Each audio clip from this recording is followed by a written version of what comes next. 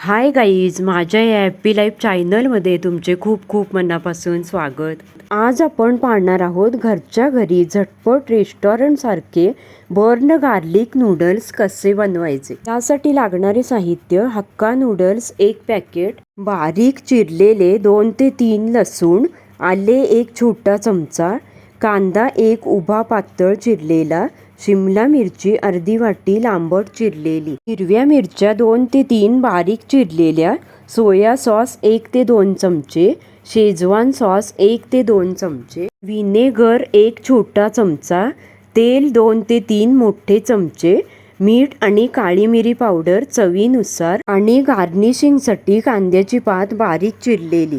कृती पाहूया. एका मोठ्या भांड्यात पाणी उकळून त्यात थोडे मीठ आणि 1 थेंब तेल टाका. नूडल्स उकळून घ्या, जास्त गाळू नका. नूडल्स शिजल्यावर गरम पाणी काढून टाका आणि त्यावर थंड पाणी ओता, ज्यामुळे नूडल्स एकमेकांना चिकटणार नाहीत. एका कढईत तेल गरम करा, त्यात बारीक चिरलेला लसूण घालून मध्यम आचेवर तो हलका तपकिरी होईपर्यंत तळा. लसूण जळणार नाही याची काळजी घ्या, फक्त त्याचा स्मोकी फ्लेवर आला पाहिजे.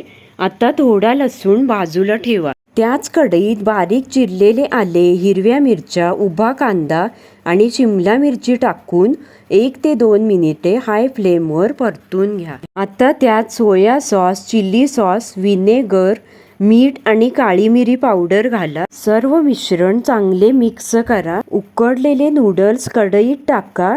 हलक्या हाताने सर्व मसाले व नूडल्स 2 ते 3 मिनिटे हाय फ्लेमवर परतून घ्या, जेणेकरून मसाल्यांची चव नूडल्समध्ये उतरेल. आता नूडल्स एका प्लेटमध्ये काढून घ्या.